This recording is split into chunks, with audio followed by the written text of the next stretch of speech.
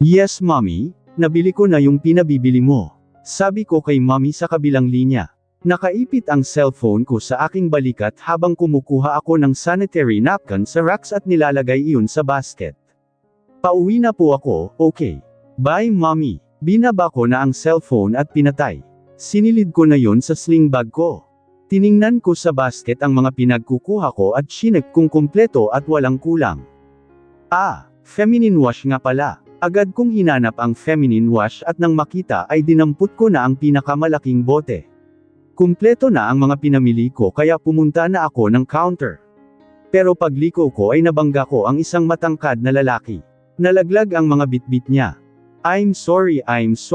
Hinging paumanhin ko at agad na nilapag sa sahig, ang hawak kong basket para damputin ang mga nalaglag na pinamili ng lalaki. It's okay. Anang baritonong boses ng lalaki na mabilis nang nadamput isa-isa ang mga pinamili niyang nalaglag. Dinamput ko na lang ang basket ko at nagangat ng tingin. Umawang ang labi ko nang makita ang mukha ng lalaki. Bigla akong na-excite. Ikaw pala Irvin, gulat na sambit ko. Bigla akong nahiya. Kumamot siya sa ulo at ngumiti. I'm sorry kung nabangga kita Ana. No, it's not your fault na putol saglit ang sasabihin ko at namilog ang aking mata. Wait, you know me. Yeah, you're Ana. Cool na sabi niya. Umawang ang labi ko at lalo akong na-excite at kinilig dahil binanggit niya ang buong pangalan ko. Kilala nga niya ako. Paano mo nalaman ang buong pangalan ko? Manghang tanong ko. Tumawa siya. Sikat ka sa university natin. Walang di nakakakilala sa'yo. Really? Parang di ako makapaniwala sa sinabi niya na sikat daw ako sa school namin. Yup. Noon ko pa gustong makipagkaibigan sa'yo, kaso lang nahihiya ako. Napakagatlabi, ako sa kilig sa kanyang sinabi. Parehas lang pala kami.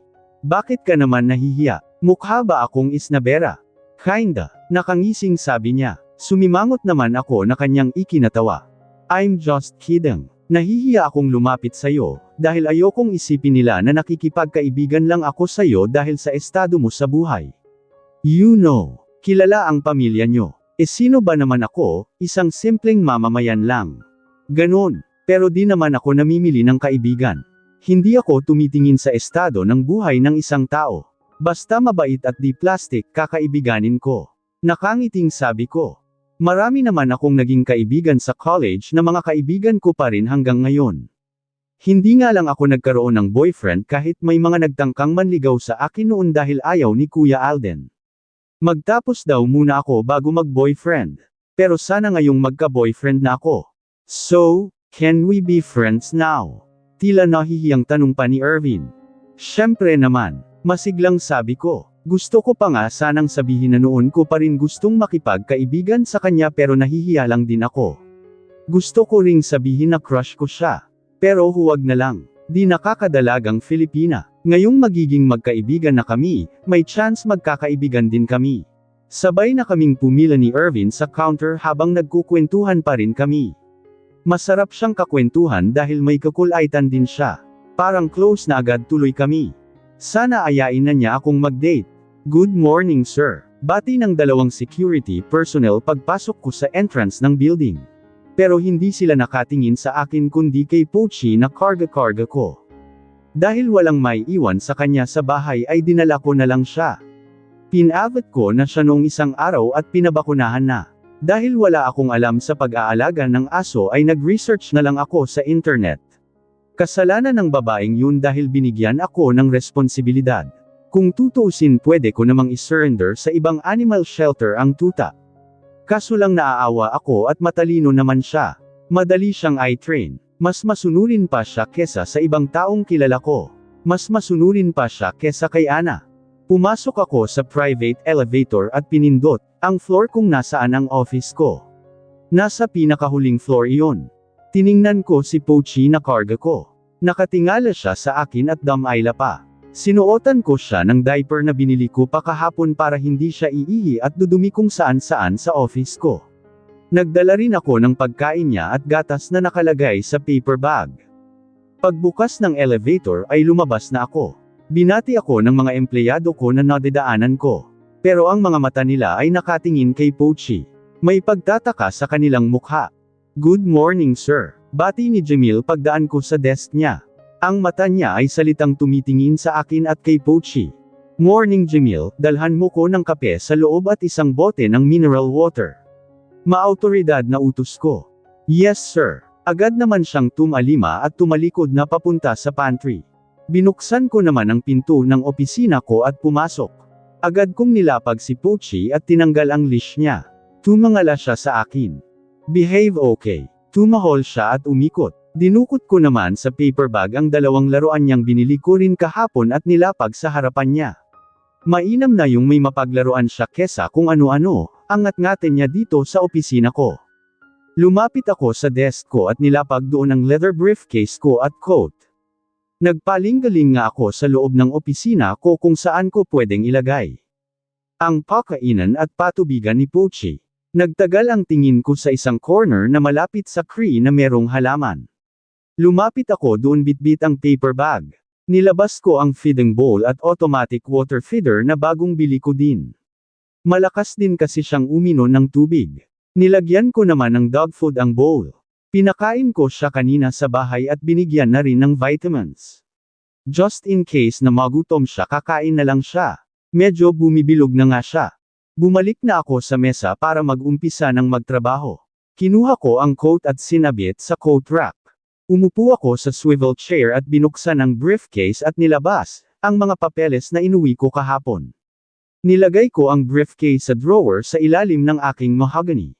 Nagangat ako ng tingin nang bumukas ang pinto. Pumasok si Jamil dala ang kape ko at bote ng mineral water.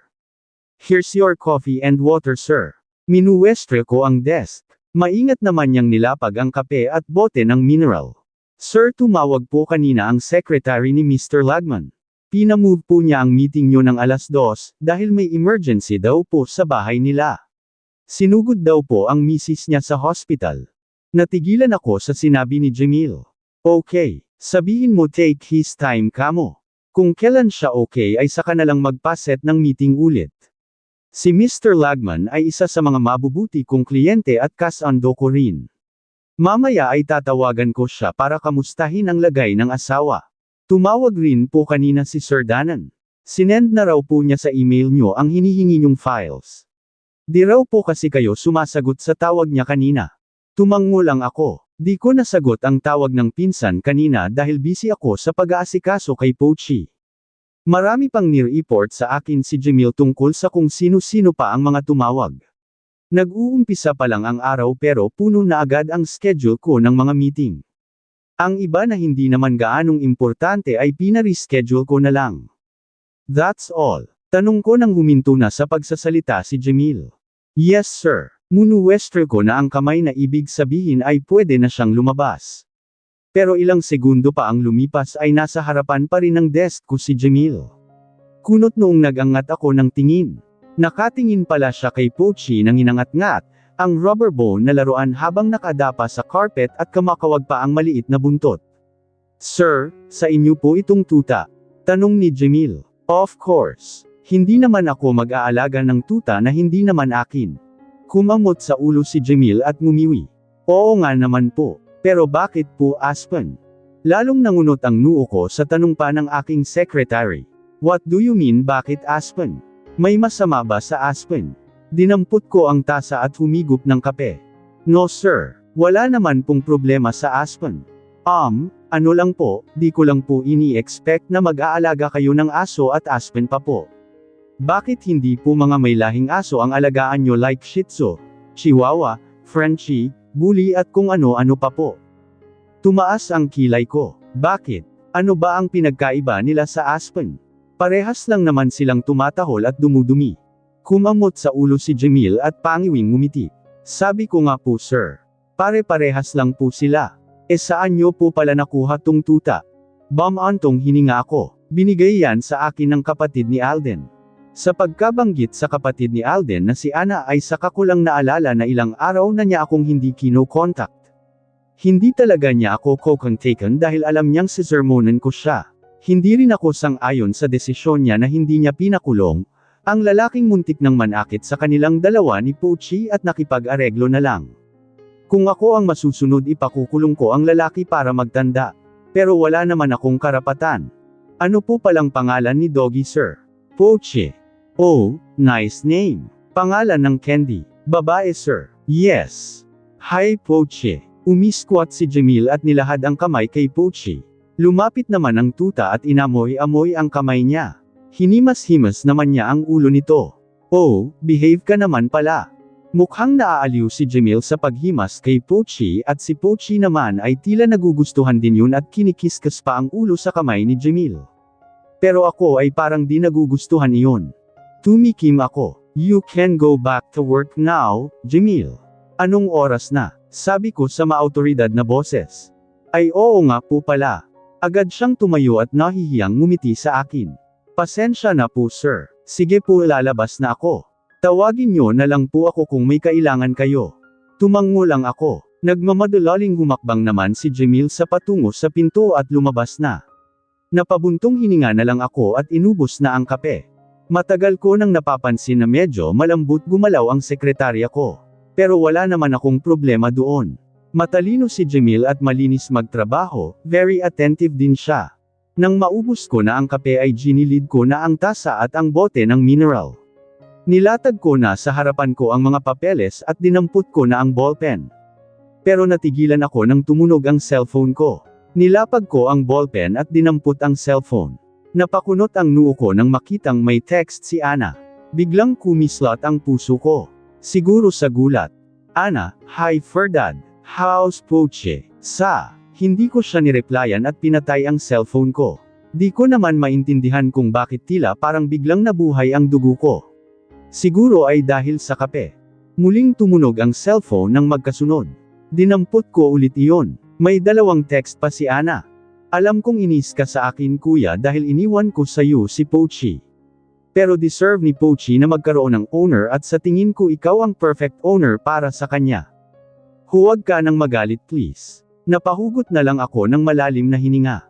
Parang biglang nawala ang inis ko sa kanya. Nag-type ako ng I reply sa kanya. Ako, oo na, ano pa bang magagawa ko? May pumasok ulit na text.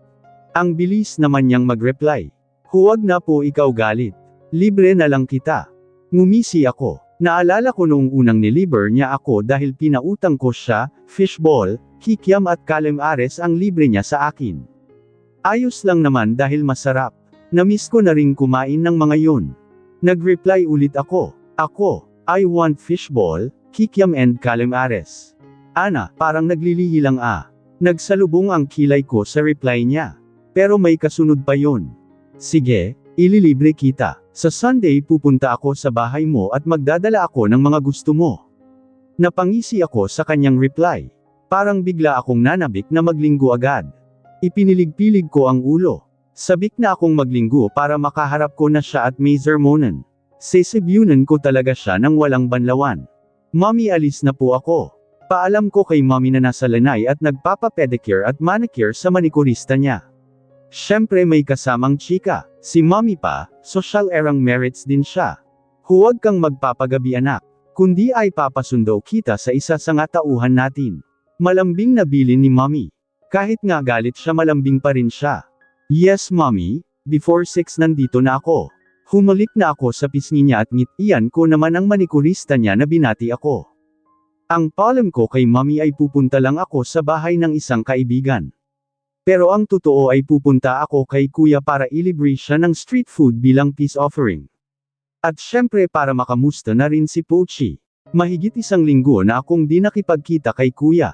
Siguro naman ay hindi na siya masyadong inis ngayon sa akin. Sumakay ako sa kotse ko na bagong gawa ang windshield. Mabuti na lang at di napapansin ni mommy at ni kuya Alden na bago ang windshield ko.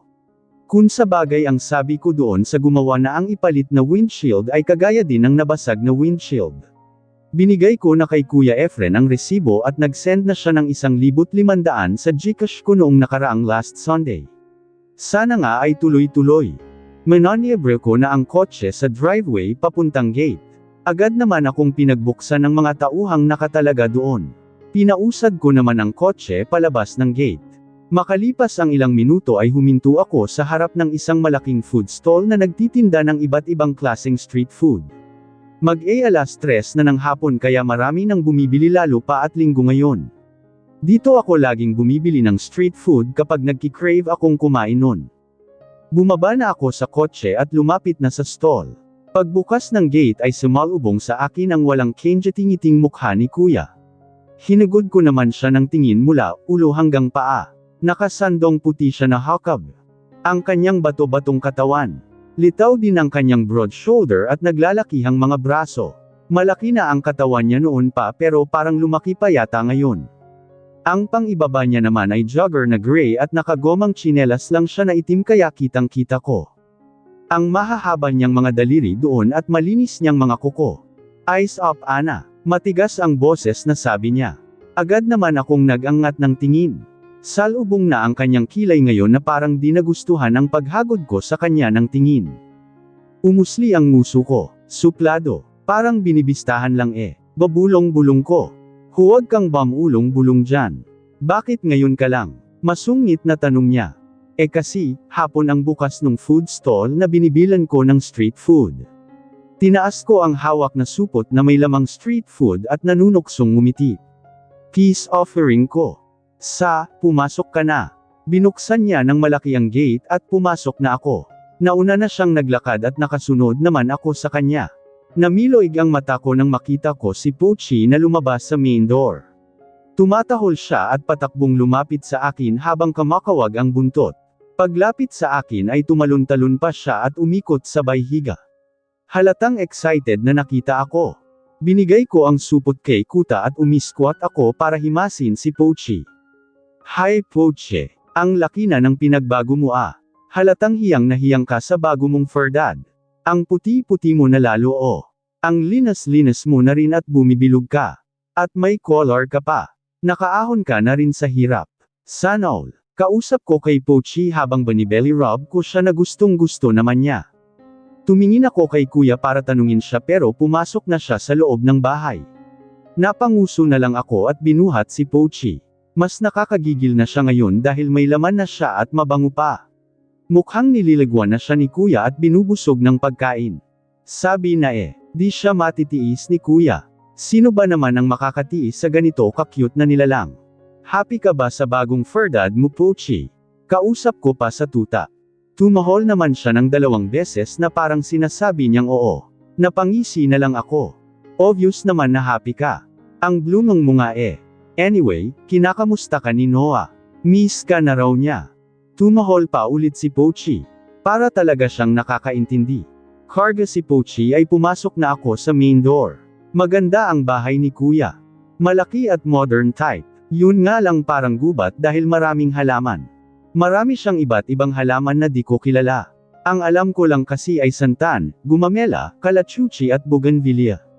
Pati sa loob ng bahay ay may mga halaman din na mga nakalagay naman sa paso. Certified plantito kasi ang lolo nyo.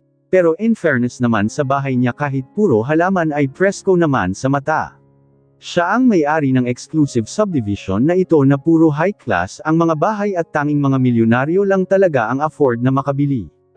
Kapag ako kumita rin ng milyon-milyon ay dito ko rin balak bumili ng bahay. May natipuhan na nga akong bahay na nadaanan ko kaya lang mukhang may nakabili na. Sayang napansin ko ang ilang gamit pang aso sa tabi ng couch. May dog bed doon na halatang kay lambot at sa ibabaw noon ay may mga pet toys. Sa tabi naman ng bed ay ang water feeder at food feeder na punong-puno ng laman. Hindi inaalagaan ni kuya si Pochi. Pinapabayaan niya ito. Obvious naman. Napangisi ako. Sa lanay sa may garden namin nilantakan ni Kuya Matias ang dala kong street food. Obvious na gustong-gusto niya ang fishball, kikiam lalo na ang calamares. Sunod-sunod ang subaw niya habang sinizermonan niya ako. Hindi nakakatuwa ang ginawa mo Ana. Basta mo na lang akong binigyan ng responsibilidad.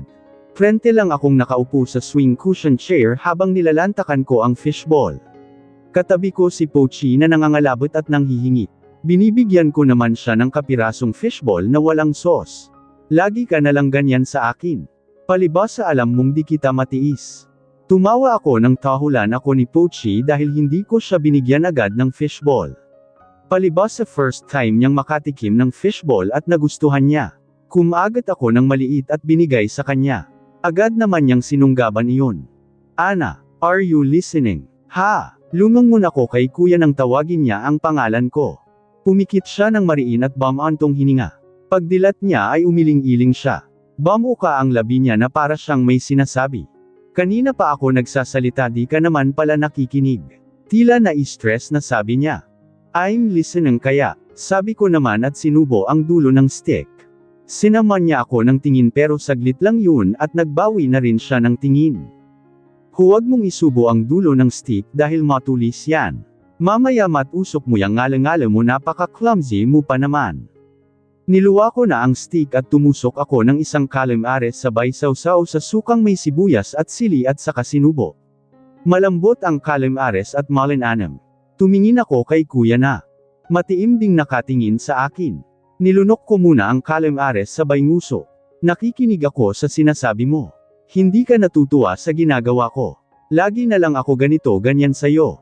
Palibhasa kasi alam kong di mo ko matitiis. Well, alam ko naman yon.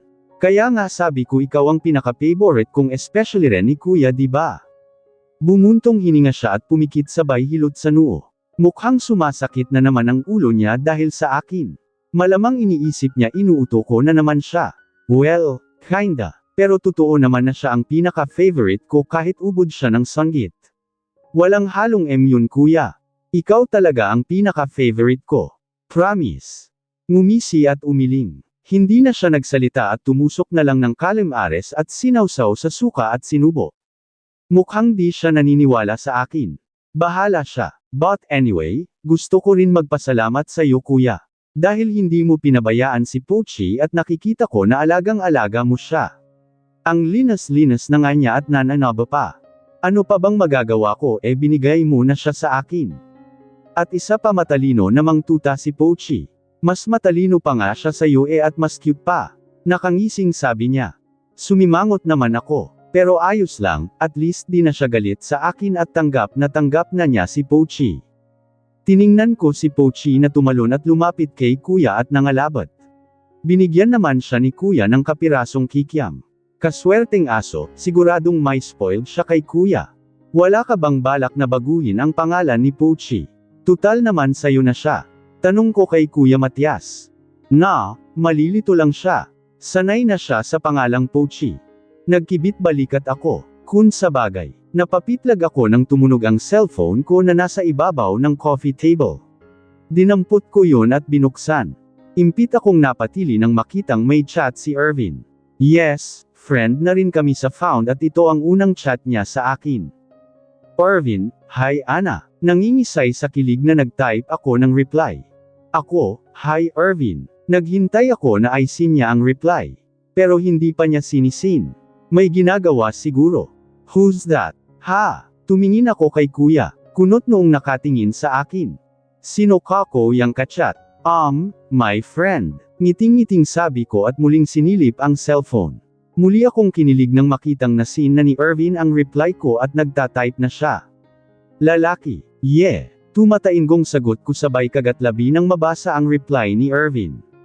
Nangangamusta lang siya pero kinikilig pa rin ako. Friend na lalaki. Pero kung kiligin ka nangingisay ka pa. Siguro, boyfriend mo na yan no? Tumingin ako kay kuya na salubong na ang kilay. Sana nga, nangingiting sabi ko habang nagtatype ng reply. Ito na talaga ang umpisa ng buhay pag-ibig ko. Wala nang makakapidyo sa akin na kumerengkeng. Sinulyapan ko si kuya na nililigpit na ang mga pinagkainan namin sa coffee table. Madilim ang kanyang mukha. Mukhang bad mood na naman. Siguro nasempit na naman ng masamang hangin. Sanay na ako sa kanya. Mag-alas 5 na. Umuwi ka na Ana. Malamig na sabi ni kuya. Napataas ang kilay ko at nagtaka. Agad-agad. Maaga pa naman. Dito muna ako. Go home. May gagawin pa ko. Pero, let's go Pochi. Tawag niya kay Pochi at pumasok na sa loob ng bahay kasunod si Pochi. Nagtatakang sinundan ko na lang siya ng tingin. Kanina ayos lang siya. Bakit bigla na namang nagsungit? Napakamot na lang ako sa ulo at tumayo na. Makauwi na nga lang dahil kapag kinulit ko pa si kuya baka lalong mag-init ang ulo niya. Ganon siguro talaga kapag nagkakadedad na. Sumunod ako sa loob ng bahay. Hindi ko na nakita si kuya pero si Pochi ay nasa bed niya at nilalaro ang mga toys niya. Nakarinig ako ng kalansing sa kusina. Nandun si kuya. Kuya, alis na ko. Malakas ang boses na sabi ko. Hindi siya sumagot pero alam ako namang naririnig niya ako dahil echo ang boses ko kanina. Umusli ang labi ko. Biglang may pumasok na kapulyahan sa isip ko. Ang suplado mo talaga kuya. Buti na lang gwapo ka. Minsan di kita maintindihan. Gaya kanina, bigla ka na lang nagsusungit. Daig mo pa ang babaeng nagmemenopause. Siguro ganyan talaga kapag tumatanda na. Mag-asawa ka na kasi bago pa mapanas ang semilya mo. Malakas ang boses na sabi ko. Ana, malakas na sigaw naman ni kuya. Galit na siya. Sa laki ng boses niya ay tila yun kulog. Nakakakilabot. Oopsie. Galit na ang dragon. Batsi na. Baby Poche. Mabilis akong tumakbo palabas ng main door hanggang driveway at gate na automatic na bumukas. Mabilis din akong sumakay sa kotse ko dahil baka maabutan ako ng dragon. Siguradong toast ako kapag binugahan niya ako ng apoy.